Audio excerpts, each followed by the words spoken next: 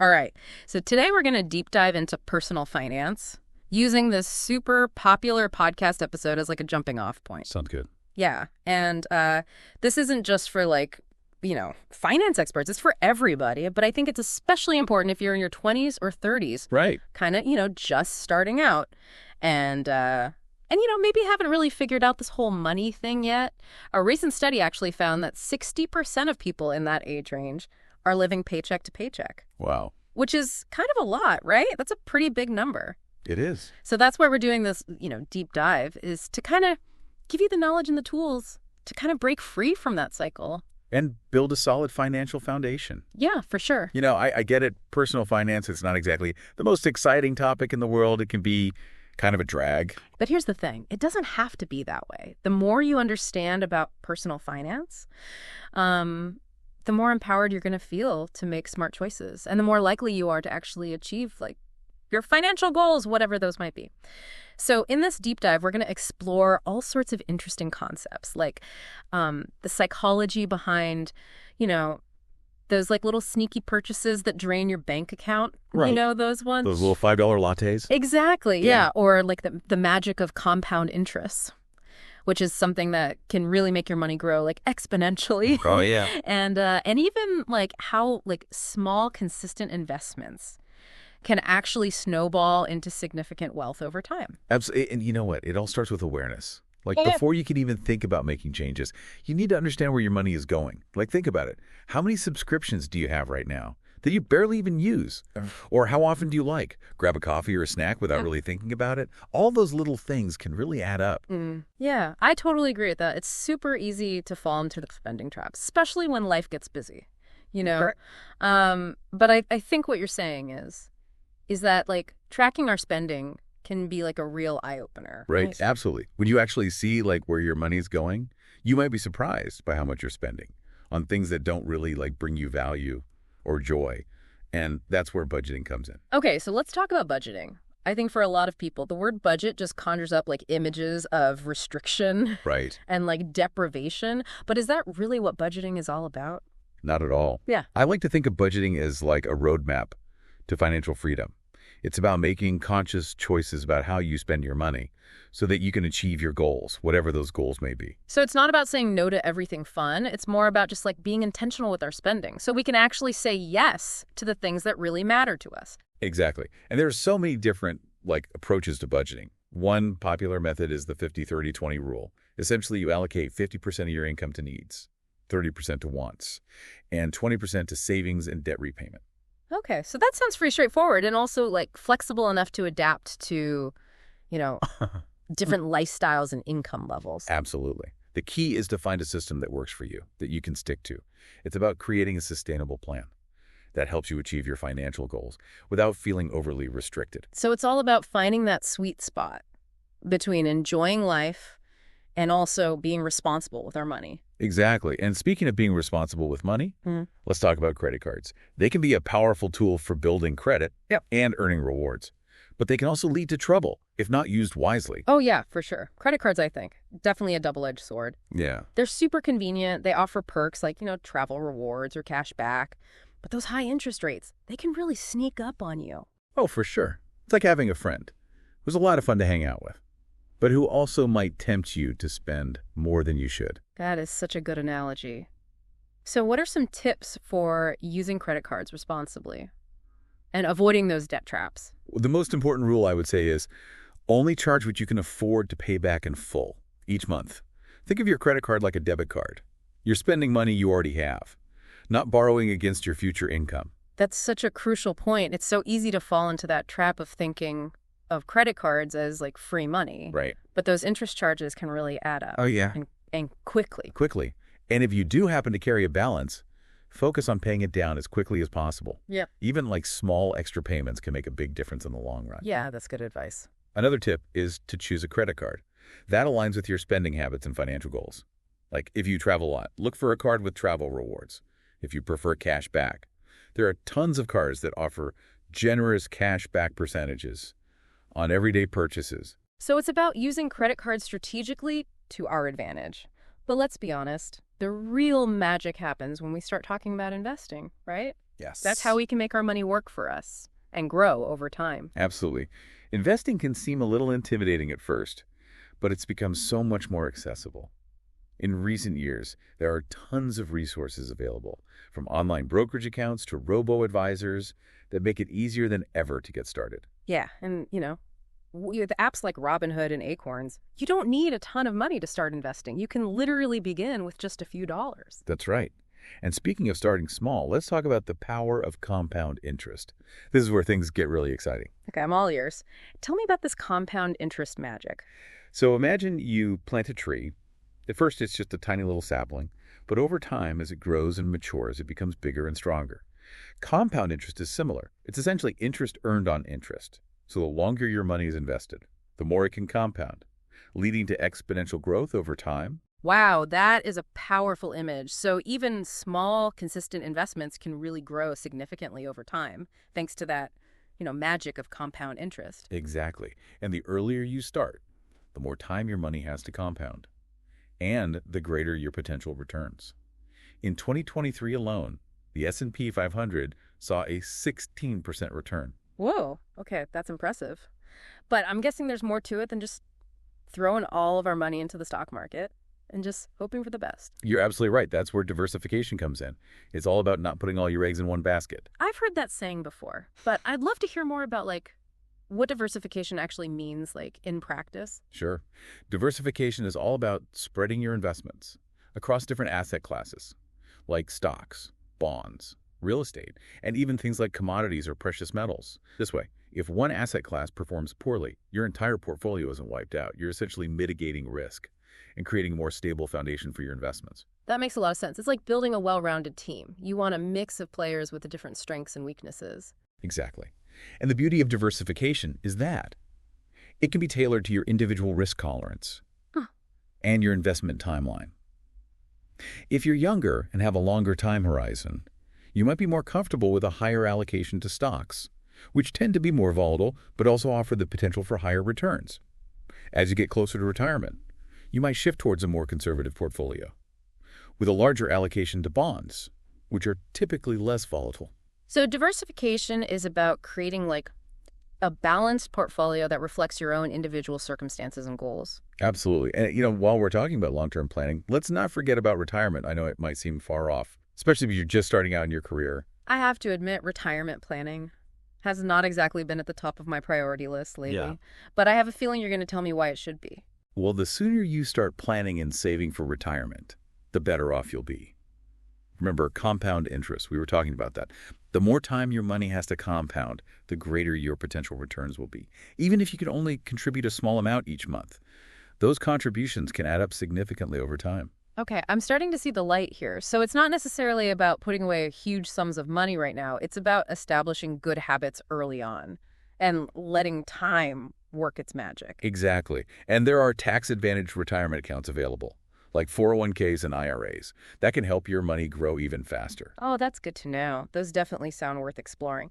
But, while it's important to plan for the future, we also need to be prepared for the unexpected. Of course. Life throws curveballs sometimes. And that's where having an emergency fund comes in, right? Absolutely. An emergency fund is like a financial safety net. It's there to protect you from unexpected expenses, like a job loss or a medical emergency. Right. Or a major car repair. Oh, yeah. I've definitely had my fair share of unexpected expenses over the years. So how much should we aim to have in our emergency fund? Most financial experts recommend having 3 to 6 months worth of living expenses saved up. That way, you'll have a cushion to fall back on if you lose your job or face another major financial setback. That makes a lot of sense. It's about having that peace of mind, knowing that you can weather those storms without completely derailing your financial progress. Exactly. And speaking of unpredictable things, it's important to be aware of the broader economic trends that can impact our finances. Things like inflation, interest rates, even the job market can all play a role in our financial well-being. That's a great point. We can't just focus on our personal finances in a vacuum. We need to be aware of the bigger picture and how it might affect our individual situations. Right. For example, inflation has been a major concern lately. As prices for goods and services rise, our purchasing power decreases, which means that our money doesn't go as far as it used to. So even if our income stays the same, inflation can still erode our savings. And make it harder to, like, make ends meet. Exactly.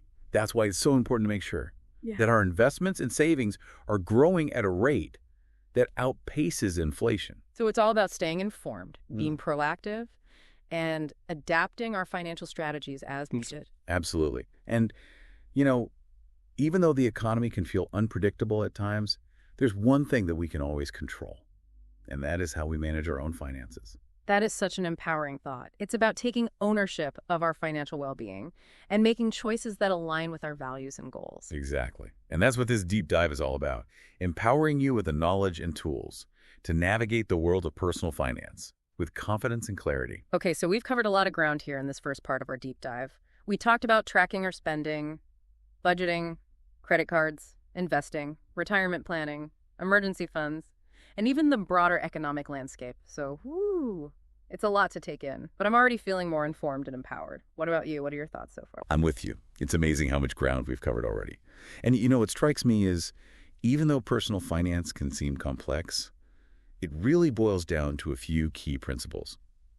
Being aware of our spending habits, making a plan for our money, and taking steps to build a secure financial future.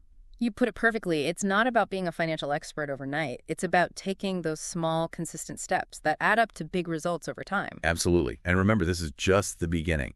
There's so much more to explore and discover in the world of personal finance. I'm excited to keep diving in, but for now, I think it's time to take a little break. Let our listeners process everything we've talked about. We'll be back soon to delve into some more specific strategies and resources that can help you put these principles into action. Sounds good. Looking forward to continuing our deep dive into this fascinating world of personal finance. Me too.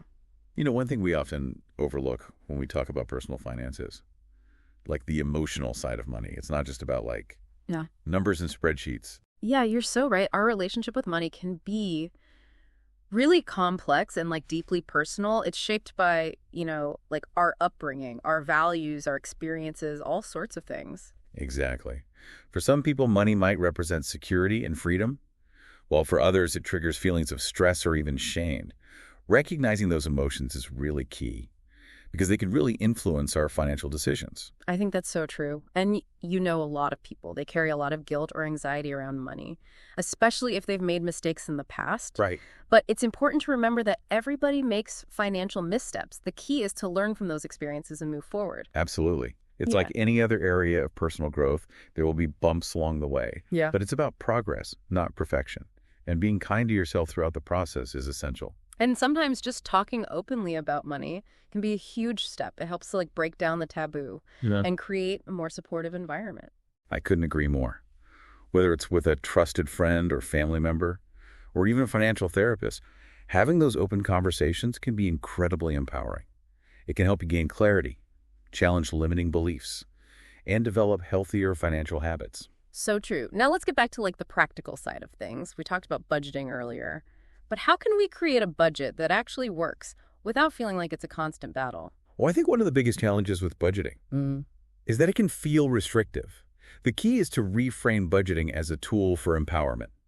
Instead of focusing on what you're cutting back on, think about what you're gaining. Financial freedom, peace of mind, and the ability to achieve your goals. I love that. It's about shifting the focus from deprivation to possibility. Exactly. Another helpful tip is to start small. Don't try to overhaul your entire spending overnight. Instead, identify one or two areas where you could potentially cut back and gradually implement those changes. That makes sense. It's about creating sustainable habits rather than making these drastic changes that you're unlikely to stick with. Right. And remember, your budget should be flexible. Life happens. And there will be times when you need to adjust your spending. The key is to just be mindful and make intentional choices. It's not about being rigid, but it's about having a plan that can adapt as needed. Now let's shift gears a little bit and tackle a topic that can feel really overwhelming for a lot of people: debt management. Whether it's credit card debt, student loans, or medical bills, debt can be a huge burden. That's true. So what are some strategies for tackling debt effectively and regaining control? Well, I think the first step is just acknowledging it and creating a plan to pay it off. There are different approaches you can take. Some people prefer tackling the debt with the highest interest rate first, while others find it more motivating to start with the smallest debt.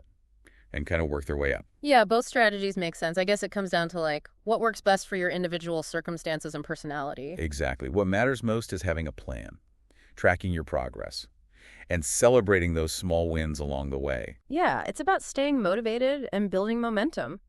And, sometimes seeking professional guidance can be really helpful. Right. A financial advisor or a credit counselor can provide, personalized advice and support and help you create a debt management plan that's really tailored to your needs. They can also help you explore options like debt consolidation or balance transfers, which can potentially lower your interest rates and make repayment more manageable. Speaking of managing your finances, let's delve a little deeper into investing. We touched on some basics earlier, but what are some common pitfalls that people should avoid? Yes, investing can seem so daunting. I know I've felt intimidated by it in the past. Yeah. So what are some common mistakes that beginners make? Well, one of the biggest mistakes is making investment decisions based on emotions instead of logic. It's easy to get swept up in market hype or panic when the market takes a dip. But successful investing really requires a long-term perspective and a disciplined approach. So it's about staying focused on your goals and not letting those short-term market fluctuations derail your plan. Precisely. Another common mistake is neglecting diversification. As we discussed before, diversification is key to managing risk. Spread your investments across different asset classes, industries, and geographic regions. Right. Don't put all your eggs in one basket. Exactly. And lastly, many people jump into investing without doing enough research. It's crucial to understand the risks and potential rewards of any investment before you commit your money. So it's about making informed decisions, not impulsive ones. Yes. And thankfully, there are so many resources available to help people learn about investing. Books, websites, podcasts, even online courses. Absolutely. Knowledge is power when it comes to investing. The more you understand, the more confident you'll feel making those decisions. And remember, it's okay to start small. You don't need to be a Wall Street wizard to be a successful investor. That's reassuring. Now let's move on to a topic that's often overlooked but incredibly important: insurance. Why is insurance so crucial? And what are the key types that our listeners should consider? Well, insurance is all about protecting yourself from financial risk. It's about transferring that risk to an insurance company in exchange for a premium. There are many different types of insurance, but some of the essentials include health insurance, auto insurance, homeowners or renters insurance, And life insurance. those are definitely the foundational ones. Health insurance helps cover medical expenses. Auto insurance protects you in case of an accident. Homeowners or renters insurance covers your belongings in case of damage or theft. And life insurance provides financial support to your loved ones in the event of your death. Exactly. It's about having those safety nets in place to prevent financial devastation from those unexpected events. And insurance doesn't have to be complicated or expensive. There are many resources available to help you find the right coverage at the right price. That's good to know. It's about being proactive and doing your research to make sure you have the protection that you need. Now let's revisit retirement planning for a moment. We've established that it's really important to start early, but what are some specific strategies for actually building that nest egg? One of the most effective ways to save for retirement is through employer-sponsored retirement plans like 401k. These plans allow you to contribute pre-tax dollars, which reduces your taxable income and helps your money grow faster. And a lot of employers offer matching contributions, which is essentially free money. It's a fantastic incentive to save for retirement. Absolutely. If your employer offers a match, contribute enough to take full advantage of it. It's one of the best benefits you can receive. So what about those who are self-employed or don't have access to a 401k? What options are available to them? While there are individual retirement accounts or IRAs, which offer similar tax advantages and allow you to contribute independently, there are different types of IRAs: traditional, Roth, and SEP, each with its own set of rules and benefits. It sounds like it's worth exploring those options and finding the one that really aligns with your individual needs and your financial goals. Absolutely. And remember, retirement planning isn't limited to those traditional retirement accounts, investing in taxable brokerage accounts, real estate, or even starting a side business to generate additional income streams are all great options too. It's about thinking outside the box and finding creative ways to build wealth and secure your financial future. You hit the nail on the head. It's about having a purpose and something to look forward to. Now, let's address a topic that's often avoided, but incredibly important: estate planning. All right. Why is it crucial? And what key components should our listeners consider? Estate planning might not be the most cheerful topic, But it's definitely essential. So what exactly does it involve? Estate planning ensures that your assets are distributed according to your wishes after your death. It's also about planning for incapacity, in case you become unable to make decisions, maybe due to illness or injury. The key components include a will, a durable power of attorney, a healthcare proxy, and potentially a living trust. Okay, those documents sound really important. What exactly do they do? So a will outlines how you want your assets distributed. A durable power of attorney designates someone to make financial decisions on your behalf. A healthcare proxy appoints someone to make healthcare decisions. And a living trust can help avoid probate and potentially reduce estate taxes. It sounds like estate planning provides peace of mind, knowing that your loved ones are protected and your wishes will be honored. Exactly. And it's not just for the wealthy. It's important for everyone, regardless of age or net worth. That makes sense. It's about taking care of yourself and your loved ones, no matter what the future holds. And estate planning doesn't have to be complicated or expensive, right? You're right. There are online resources and estate planning attorneys who can help you create a plan that meets your needs. Now, let's circle back to financial literacy for a moment. Why is it so crucial? And how can our listeners continue to enhance their financial knowledge and skills? Financial literacy feels like the foundation of everything that we've been discussing. It's about understanding those basic financial concepts: budgeting, saving, investing, and managing debt. The more you know, the better equipped you are to make sound financial decisions, achieve your goals, and just navigate the complexities of the financial world. Absolutely. And there are so many resources available to help people enhance their financial literacy. Books, websites, podcasts, online courses, and even financial literacy programs offered through community organizations and educational institutions. It's about being proactive and seeking out those resources. But financial literacy isn't a one-time thing, is it? The financial world is always changing. So it's important to stay informed and continue learning throughout our lives. You're absolutely right. It's a lifelong journey of learning and adapting. Now, let's talk about something that's really changing the way we manage our finances. Financial technology or fintech? Okay. How is technology transforming the way we bank, invest, and handle our money? Fintech is definitely revolutionizing the financial industry, making financial services more accessible, convenient, and affordable. I'm fascinated by all the new apps and platforms that are popping up. So what are some key trends that our listeners should know about? We're seeing a surge in innovative apps and platforms that are transforming how we bank, invest, borrow, and even manage our insurance. Mobile banking apps are making it easier to manage our accounts on the go. Robo-advisors are providing automated investment advice. Peer-to-peer lending platforms are connecting borrowers and lenders directly. And insurtech companies are using technology to streamline insurance processes. It sounds like a really exciting time to be exploring the world of fintech. There are so many innovative solutions that can simplify our finances and help us achieve our goals. It certainly is. And remember, fintech is still relatively young. We can expect to see even more groundbreaking innovations in the years to come. It's a dynamic and rapidly evolving landscape. So staying informed and embracing those technological advancements is key. Absolutely. It's about using these tools to our advantage and shaping a brighter financial future. Yeah, it really is amazing how technology is changing like the whole financial landscape. But, speaking of shaping our financial future, we've talked about so many different aspects of personal finance, But it all seems to come back to having a clear vision of what we actually want our financial future to look like. You're absolutely right. It's like setting out on a journey without knowing your destination. You might wander aimlessly and never really reach your full potential. Having that financial vision is crucial for staying motivated and on track. So how can our listeners create that financial vision for themselves? Where do they even begin? Well, it starts with identifying your values and priorities, what truly matters to you. Is it financial security, the freedom to travel and pursue your passions, leaving a legacy for your family, or something else entirely? Once you understand your values, you can set specific financial goals that actually align with them. It's like connecting your finances to your personal purpose. And those goals can be short-term, like paying off a credit card or building an emergency fund, or they can be longer-term, like buying a home or retiring early. Exactly.